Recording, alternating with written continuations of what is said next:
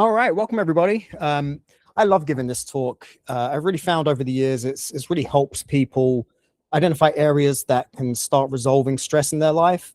Obviously, we're not going to fix everything in 30 to 45 minutes, and that's not my goal. I just really want you to be able to rethink what stress is, how you can start making small daily changes to affect it, and then hopefully you'll have a nice improvement or optimization in your health. Just for administration purposes, I have found it best if you just have questions, put them in the chat. I will get back to you at the end. I'll read through them. Once I start flowing, there's no way I'm going to see it. I have everybody's cameras off because this is being recorded for YouTube. Hello, if you're on YouTube. So let's get into it. I'll try and keep this brief, maybe 20, 30 minutes, and I'll leave some room at the end for questions. And if you are watching this on YouTube and do want to join my meetup group, the Healthy Lifestyle Group, it's not just local to where I am in Somerset County. It can be virtual like this. I'm going to be doing more of these as time goes by. So yeah, let's jump into it. Let me get to my slides. If you see me looking down here, it's because I got some notes. So a quick intro about me. Who am I? My name is Paolo. I am an FDN practitioner. FDN stands for Functional Diagnostic Nutrition. As the slide says, I have spent about 20 years as a health and performance coach. Started in fitness as a personal trainer, went into nutrition, then became a master health coach, had my own gym as a personal training studio for about 7 years. That gym is still open. I'm just not involved in the ownership or day-to-day anymore. And became a licensed brain trainer with Dr. Amen, and then finally stumbled across FDN and really found what I was looking for. And you'll understand a bit more as we go along as to why I say that. My son is 7 years old. I've got two boys. One is 11, one's 7. He's turning 8 in a few months. He was diagnosed with autism at the age of 2. And that really made me question everything I thought I knew about health. We did all the right things, gave them what we were told to give them, fed them what we were told to give them, vaccinated when we were told to. And obviously something didn't work. And it really makes you question everything. And that's not to say anybody was wrong, but when choices you've made as a parent affect your children, it just opens your eyes to a whole different world. And now I've had my eyes open to it. I can't unsee it. And FDN is really what has grounded me, finding the root cause behind sickness rather than just treating symptoms. You're going to understand why as we get through this. And last point here, I see so much struggle in the world. I'm not perfect. I still deal with those struggles myself. It's a constant day-to-day practice. That's why we call it a health practice. But I just find it my responsibility to share what I know and ultimately help you, even if that's just 1 or 2 changes you can make in your lifestyle that can affect your children or your partners, husbands, wives. That's really what my goal is. And today I hope to open your eyes a little bit to how much stress is really affecting you. So I want to have you quickly take a look at this slide and read through these. Most people on this call have at least 1 or 2 of these, if not more.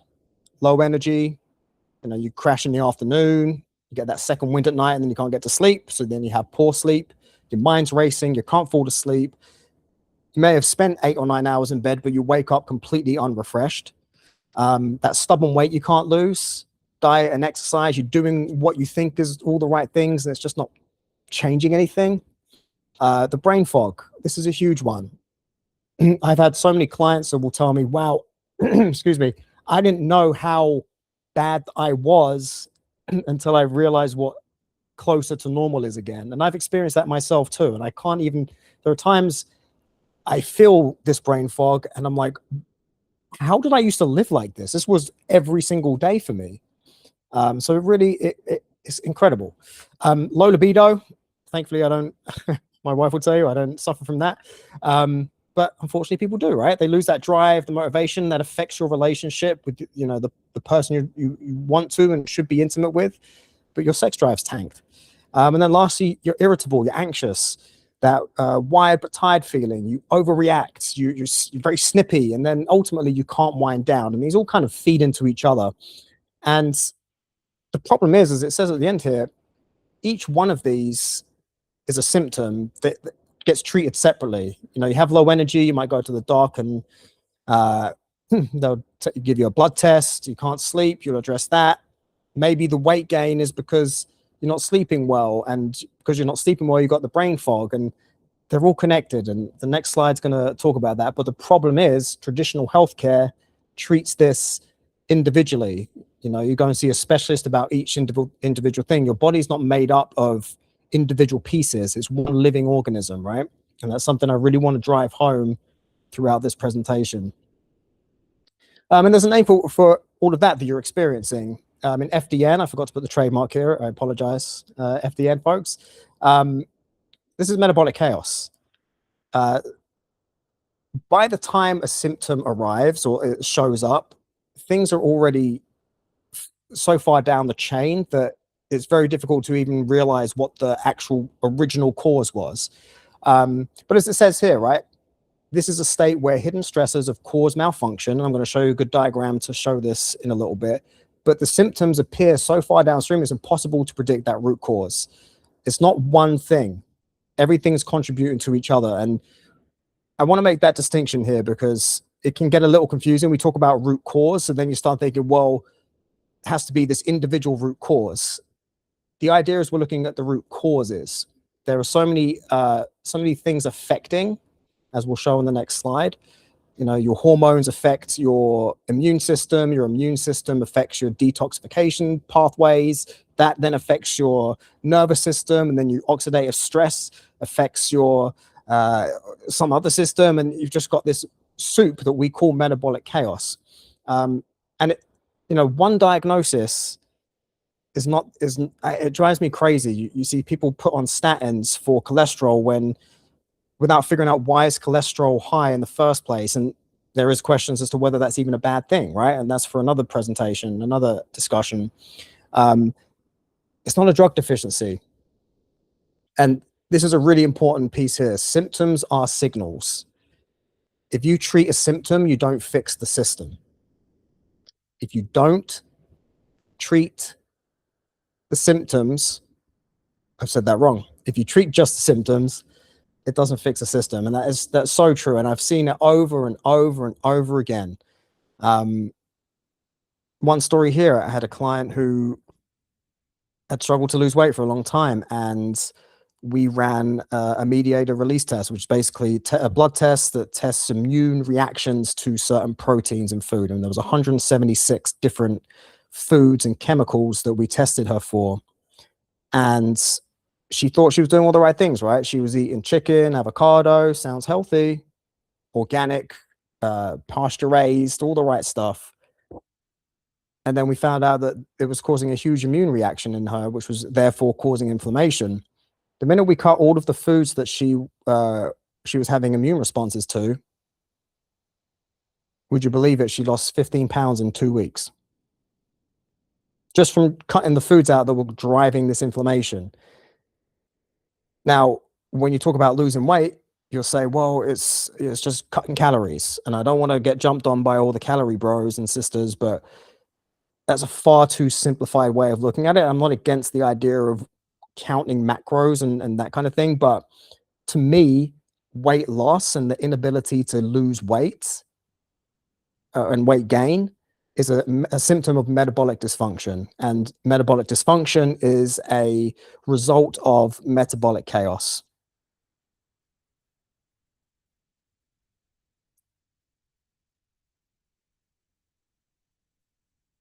All right, so this is what metabolic chaos looks like, right? So these are the hidden stressors that we call in FDN.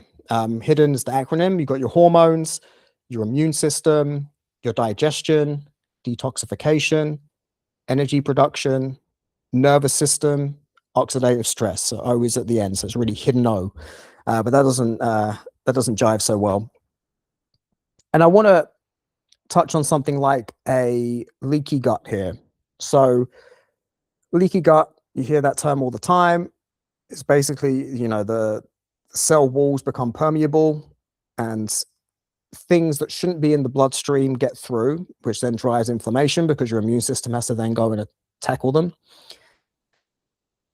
People will just treat the leaky gut, right? They'll just treat the gut. We need to stop the inflammation in the gut, and that's going to solve leaky gut.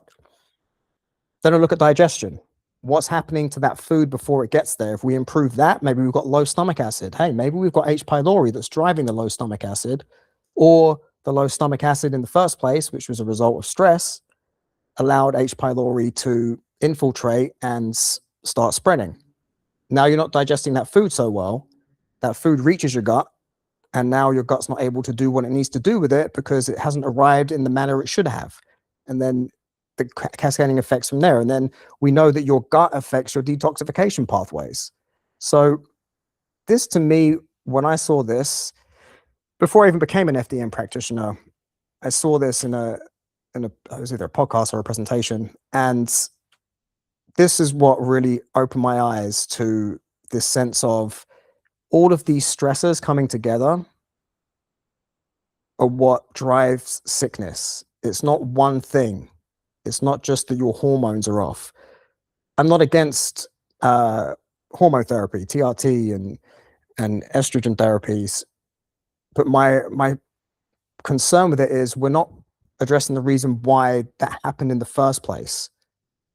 Look, because look here, it could be, and we'll see in a later slide here, it could be stress that's driving this. So we're kind of masking this symptom of having these low hormones by driving those hormones up, but we're not fixing the reason in the first place. And at some point, you are really just kind of putting water into a leaky bucket. Eventually, time's not on your side with that kind of thing. And if, as we can see here, if we don't address that root cause or the root causes as to why your hormones are low, some of these other areas are going to start cropping up too, because you now have other areas affected. So this to me is something I really wanted to make sure everybody saw and got a good sense of what this all means. I don't want to go too deep into all of the science behind it all, because this isn't what this presentation is about. But just think about all of these different systems in the body affecting your metabolic chaos. They all contribute. And as you can see here, look at the immune. It's going into metabolic chaos, but then it's also affecting the immune system because of the metabolic chaos. So, we talk a lot in FDN about this energy reserve, and it's, we're all born with it. We have this reserve of energy that all of these different systems, when they are vulnerable, they borrow from that reserve, and it's a finite reserve. Very rarely you're able to restore that by, because we're just bombarded by chemicals and poison and all of these things in our daily lives. It's very difficult to avoid it. These systems all borrow from that reserve. Eventually that reserve runs out. Then they have to start borrowing energy from each other. So that's another way of looking at it. These systems are borrowing energy from each other because they're short. And again, time is not on your side with that. And one of the other things I want people to come away from this today is stress isn't just the stress you think about. People, when you say stress, it's just, oh, I'm stressed out. There's a lot of other stressors happening inside your body that you need to start thinking about, because eventually that reserve runs out. I always point to, 20-year-olds who can drink, eat like crap, put on zero body fat, bounce up the next morning, full day of work, and hit it again. Copious amounts of drugs. Eventually that energy reserve runs out. And that's what's happening there. And like I said, stress isn't just what you feel. It's not just, oh, I'm stressed out, right? You do have that. You've got the mental, the emotional, things like work, relationships, anxiety when you're worrying about the future, depression when you're thinking about the past, being fearful of something. Perceived threats are also quite a big thing. And that's one thing I want to touch on later when it comes to how much time we're looking at screens and things like that, because it does affect our nervous system. And your body can't tell between real and perceived threats. But that's the stress we're used to thinking about, right? Then you've got the physical, the biomechanical stress. So I was really, really big on this with clients, and I was very firm about it. I realized this at a young age as a trainer. I was training from the age of 18. You can't overtrain. Going to the gym should be the means to an end. It shouldn't be the end goal. Unless you're competing in an event or something, fine. But going to the gym should allow you to improve your daily functions. It should help you lose weight. It should help you gain muscle. It should help you reduce stress. It shouldn't be going to the gym to get better at going to the gym. And I can tell you from experience, I've coached over 20,000 sessions at this point over the last 2 decades. That rings so true. And you see far less injuries and things of that nature by doing it that way. But I digress. Other forms of stress that are physical, chronic pain, those injuries, when you've got poor posture. I'm leaning forward right now because I'm trying to read this and not to look too stiff on camera. These are all stresses. Over intense exercise, especially when you haven't slept well. I use Whoop. I like the fact that it will tell me when my recovery is low. I will adapt my workouts. Now, I try not to overstress anyway, so I rarely even hit my target stresses outside of when I'm playing soccer games because I can't control myself. It's the English in me. But you've got to pay attention to that. And it does accumulate over time. So don't just think, oh, that one intense workout, I'll be all right. You know, that's one of my concerns with a lot of these high intensity exercises or group classes is you don't know what someone's current stress level is. You don't know where their HPA axis is, which we're going to touch on a little bit. So why are we letting people overstress like that? In an ideal world, we really should be tracking that and making sure that everybody has individualized workouts. And this wasn't meant to be a workout presentation, but it is a big reason people are overstressed. And when you have this physical stress going on, it then impacts your mental stress. This is the biggest one, though, the third one, the hidden stress. Those foods, like we talked about earlier, that are causing inflammation. When you've got blood sugar swings because you're eating too much sugar, let's just put it simply. Pesticides, toxins, medication. And it's very easy to joke about people being, woo-woo. And I used to be like that way too, right? Oh, organic, you don't need that. But think about how much crap is on the grains. As I got coffee here. I could plug. I have an affiliate link for Danger. I'll put it in the YouTube just because I'd be stupid not to. But honestly, it is the best coffee. 0 pesticides on it. It's tested for mold, which is a toxin, mycotoxins. Even the coffee you're drinking can make an impact. And you might say, oh, well, it's just a cup of coffee. Okay, but most of us are having 2 to 4 a day, every single day. What's that over a year? 365 times 4. Yeah, I mean, it's over 1,000 cups. So it's just 1 cup turns into 1,000 cups. And that's the thought process I really want to drive home today. These, what seem to be small stresses turn into huge accumulated stresses over time. And it's not just one thing. It's the chemicals in your tap water. It's the toxins in your deodorant, in your perfume, in the things they hang in the car, those fragrance things. It's the stuff you're washing your clothes with, the stuff you're putting in the dishwasher. Those tablets can be very toxic. All of these things affect you. They can cause havoc in your gut. A lot of gut pathogens. We talked about H. pylori earlier. You hear a lot about parasites. I'm a big believer in terrain theory, that if you have a balanced terrain, as in if your gut microbiome is balanced, it's very hard for those pathogens to thrive. So let's figure out that terrain first. Let's get that microbiome good. Infections, if you're always getting sick, that's stress. And a lot of this, as I kind of said, it's invisible. You don't see it. You don't think about it. It's just that 2 coffees a day. It's just that tablet you're putting in the dishwasher every night. The stuff you're washing your clothes with. All of these little things you can make very small changes with very little effort that will reduce these chemical and what we would call hidden stresses. And stress in general all comes to your HPA axis. So you've got HPA, your hypothalamus, your pituitary, your adrenals. As it says, the hypothalamus detects stress. So when you're having these chemicals and whatever, if you're feeling mental stress detected, the pituitary gland, it signals the adrenals to essentially address that stress. Your adrenals then release cortisol, which you hear all the time about stress, which is technically not true. It's more of an energy thing, but that's again another sidetrack we won't go down. So you have cortisol and DHEA. DHEA is kind of balancing the cortisol, and this is what your stress response is. And as it says here, in a healthy system, that signal turns off when the threat is gone. Unfortunately, most of us stay stressed because, again, you're stressed, you're upset about work, then you have too much coffee, or maybe you go and drink too much alcohol at night, and then that stress never actually comes back down to zero. And again, this is what I'm saying is these little changes you can make every single day that will have this compounding effect. So don't just think about, oh, I've got to stop being so stressed all the time, because you could do all of the meditating in the world to reduce your stress. And believe me, it helps. I do it every day. But if you're then going to drink too much alcohol at night and not allow your HPA axis to function optimally, you're shooting yourself in the foot.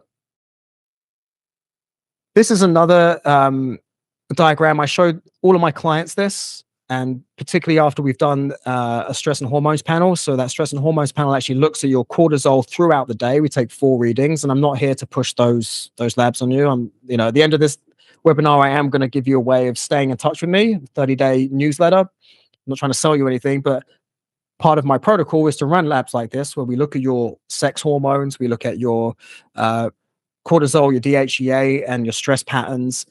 And this is what we often see. You can see here we've got this adaptation phase. Now, I want to say you are supposed to feel stress. The idea of completely removing stress from your life is not true. We are supposed to manage stress, because stress can be used in a good way. I was feeling a little stressed before recording this and presenting this. So I'm sure I had a cortisol response, and your body is supposed to adapt to stress, and that's what we call this adaptation stage. But after that stress is gone, we return back to homeostasis. We return back to normal. So we have that acute stress, which we're supposed to feel. We're in eustress, and then we come back down. We come back down to normal. The danger is, and this was where I was, and where most of my clients end up, in this compensatory phase, and that can often feel normal, right? You don't know it's happening, but when you actually realize, looking at the hormone patterns, that your cortisol was shot, I'll use myself as an example, so I don't have to talk about any of my clients. My cortisol was pretty normal in the morning. It was high when it wanted to be or needed to be. And then I was completely tanking by the end of the day, because my adrenals couldn't keep up with the demand of the stress anymore, and they were burnt out essentially. So I'm compensating then. I'm drinking too much coffee. People who know me know I'd bang 5, 6 coffees, drinking them up to 3, 4 o'clock in the afternoon, no care in the world, thinking not that I needed them, but I was compensating for this depletion of my HPA. And again, if we're not addressing all of these tiny things to help us get back to homeostasis, what normal is, creating that new normal again, we end up in this compensatory phase. And eventually you're gonna, that skull and bones is, I'm not saying you're gonna die necessarily, but you could, right? Your adrenals are completely shot at this point. You can't adapt to stress anymore. And that's when you get that low energy. You're depleted. So just something to think about. Again, I'm not going to go too crazy with the science behind all of this, because I'm trying to keep this as baseline as possible. But this is something that I work on with everybody. We've got to address where you are right now. And as I was saying earlier, imagine someone coming into a high intensity group fitness class and spending an hour absolutely burning themselves up, and they've been in this compensatory phase. They're not going to recover. They're just going to do more harm than good. And you wonder why you're not losing weight. You wonder why you're doing this hour of intense exercise and nothing's happening. It's because you're messing with your hormones. So when the HPA axis is dysregulated, everything downstream does get hit, right? So as I mentioned, your cortisols, there's this ratio of cortisol to DHEA you're supposed to have that's optimal. That really shifts. Your sex hormones tank, your thyroid slows. And again, this is what I'm talking about. I'm all for supplementing when needed, but if we're not addressing why those sex hormones aren't producing anymore, we're just papering over a big hole that could end up becoming very, very bad. We'll just leave it there. And often the thyroid gets hammered for this, right? You go and see a specialist about your thyroid, you're getting given medication for that, but it's not the thyroid's fault. It's because your HPA axis upstream is affecting it. So we should be looking at this. This is always one of the first labs I run because this tells you a big, big piece of the puzzle. It messes with your gut and digestion. So again, you're seeing metabolic chaos in real time here. Cortisol suppresses the gastric function. This is when you get that dysbiosis, that imbalance of the microbiome. This is when you get leaky gut after that, because the microbiome's unbalanced, things aren't getting processed in the way that they should, and that leads to leaky gut. Your immune function suffers. When you have this chronically elevated cortisol, it suppresses your immune system, and then inflammation's allowed to rise. And then your sleep architecture gets tanked. It gets messed up, right? Your cortisol should be low at night. When it's not, you can't recover properly and try to sleep. So I often see that pattern with clients where it's, they have this peak in the morning like they should, it's down, down, down, but then something stresses them out and it's up here. And that stress might not be a thing at home. It might not be your family, or it might not be a phone call you get. It might be that you're watching stuff on a screen, those blue lights are flickering and your nervous system's reacting to it. And then your cortisol rises because you're stressed out.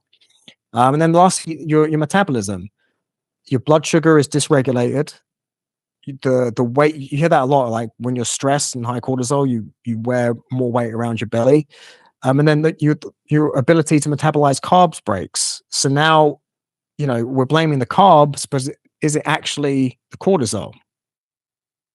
You start to see these culminating effects of all of these different things, and now you're getting the downstream effects as you go by. And I'm sure many of you watching this and that are with me now have experienced one or two of these, and you try to address it individually, and now you're like, oh my God, if I just addressed my HPA axis, my stress, I may not have had to have gone through all of that, wasted all that money, lost all that time.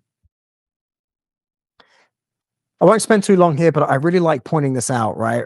It really gives, particularly when it comes to sex hormones, it really gives a good sense of what can happen here, right? So I'll zoom in a little bit if I can.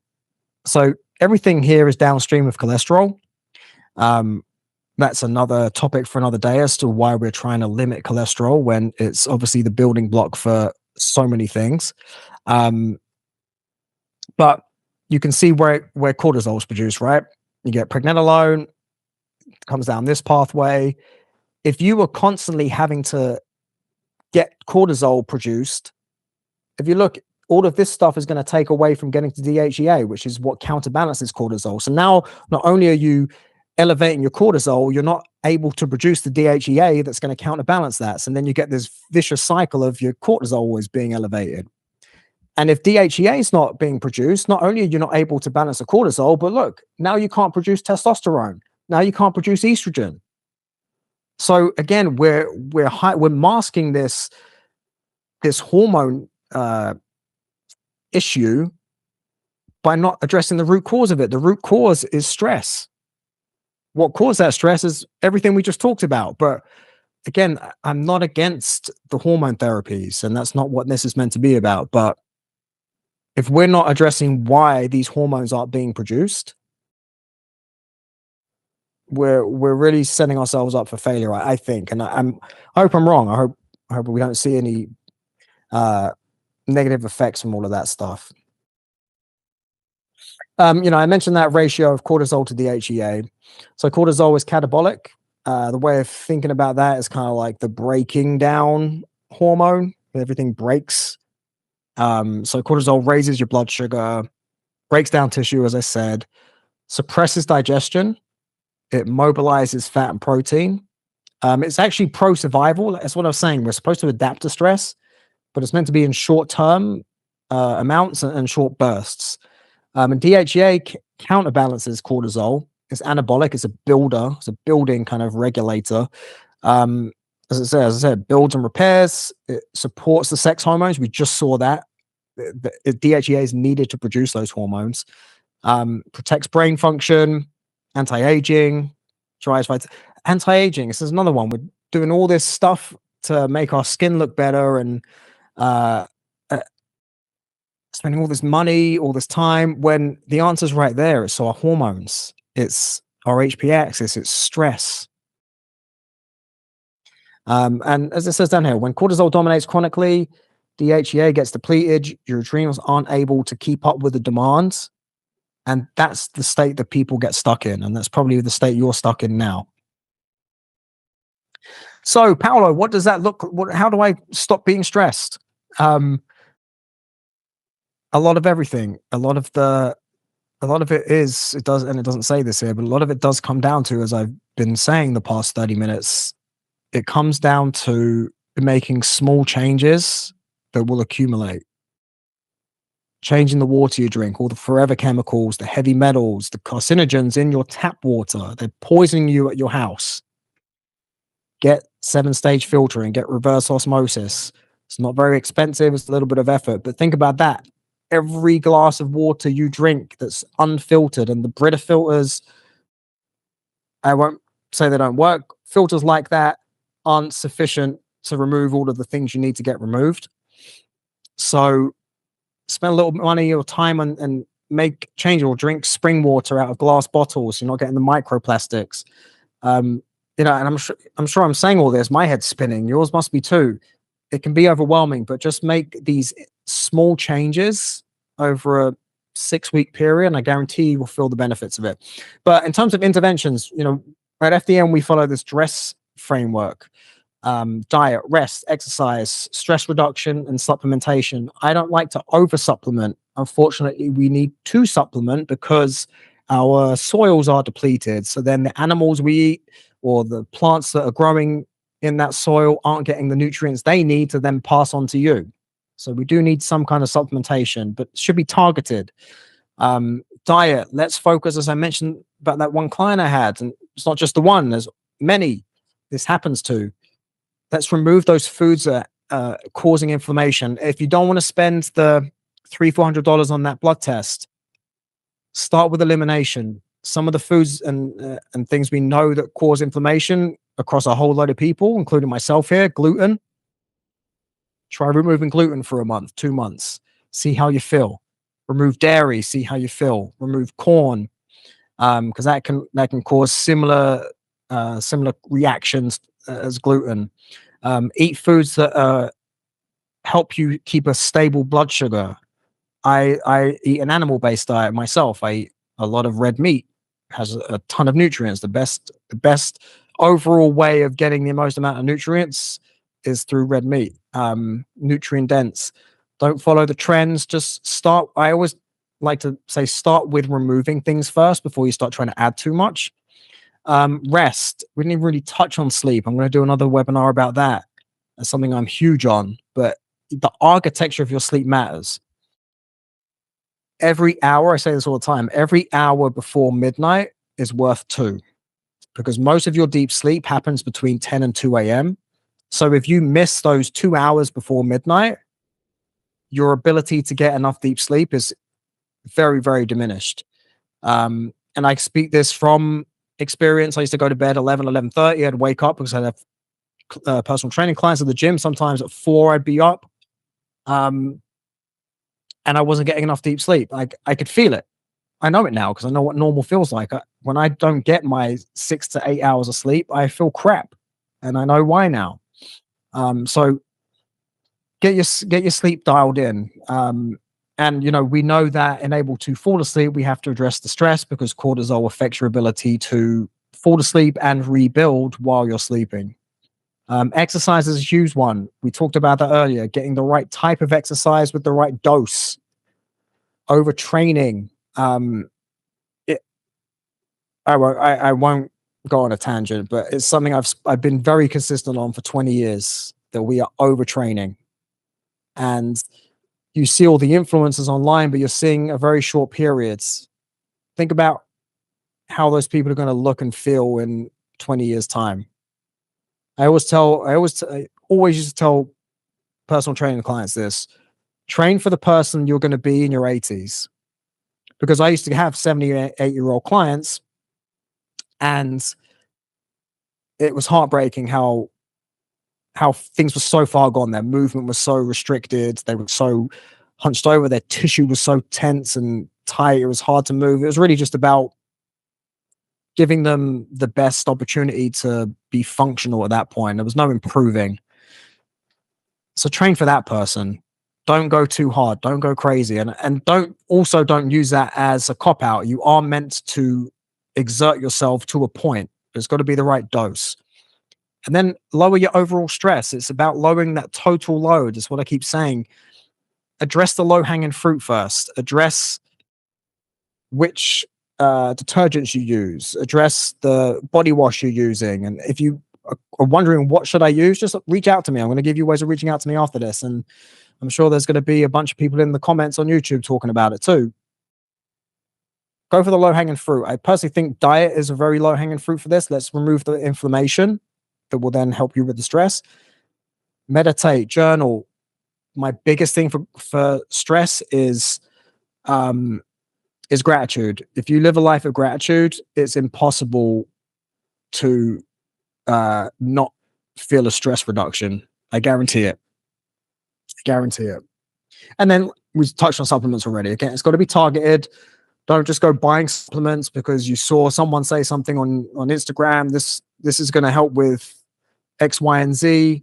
That's great, but we don't know what's causing X, Y, and Z.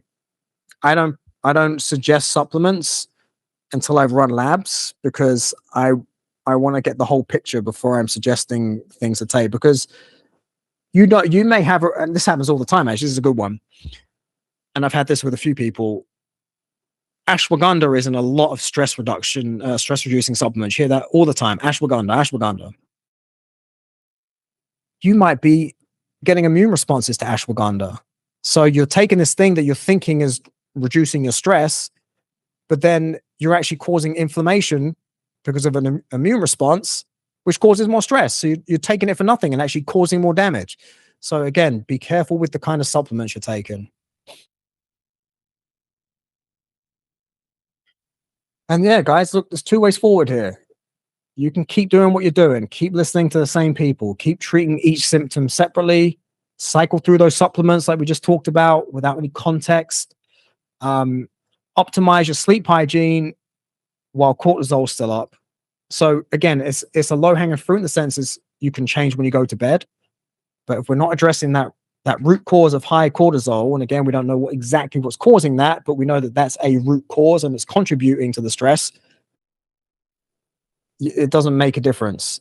You can cut your carbs all the time, go low carb, and that will address the blood sugar dysregulation, but you're not addressing the root cause of that. And then you're going to get these marginal results. You get 6 weeks of goods, and then the problem comes back or a new problem arises. That's the one you hear all the time. Get off that cycle of trial and error. Stop guessing. Again, you don't have to do all of the labs. I'm not saying you have to do that. Is it the best way of doing it? Yes. But you don't have to. You can address all of these things individually. And if you sign up for my 30-day newsletter, I talk a lot more in detail about that. Let's address that root system. Think about the root causes. Let's actually look at what's dysregulated, what's contributing to that metabolic chaos. That's what we need to address. Let's understand what your cortisol and DHEA patterns are. Let's reduce that total stress load across all of those three categories: the mental, the physical, the environmental, the chemical. And then you can build your own dress protocol around that. I mean, people like myself are here to coach you through it, but you could pick something from each of those categories: diet, rest, exercise, stress, and supplementation, and just do one thing from each of them and start there. The symptoms will resolve as the system recovers. And I want to say that again. I fluffed the line earlier that was kind of similar to this. The systems will resolve as the system recovers. It's all about the terrain. If you address metabolic chaos, all of those systems will start coming back online and being optimal. And you know, it is a lifelong practice because life events are going to cause more stress. accidents, you might fall and hurt yourself. That's going to cause more stress. It's ongoing, but if you know the framework to address stress, you're going to be thriving a lot more and a lot easier than if you didn't have it. So like I said, I'm not going to try and sell you my coaching today. I just want you to get a better understanding of everything we've talked about. And I do go through that in the Study Day newsletter. Um, you can grab it here from the QR codes. I'll give you a second to grab that. Anyone that's live, and also if you're watching on YouTube. If you don't get it, it's 30 days.getalphahealth.com. I'll put that link in the YouTube description too. And if you want to reach out to me, hello@getalphahealth.com. If you do go to my website currently, it's going to say a lot about be targeted to men. I am changing that because I have a 50-50 split of male and female clients. So I was, behind the curtain, behind the fourth wall, I was trying to niche down. But what I've realized is the niche is the problem. The problem is this: people don't know how to deal with this root cause of their sickness. And that could be a male or female problem. So the niche is the problem. And that is that people don't know why they feel like crap. And that's what I'm here to help. All right, let me look and see if we did get any questions. I didn't get a good look. Da, da, da, da, da. Is this the same as adrenal fatigue? It's not an inaccurate phrase. I mean, it's kind of like the old paradigm, if you think about it. That idea of metabolic chaos is much more accurate because all of these things are contributing to it. It really accounts for that kind of full cascade.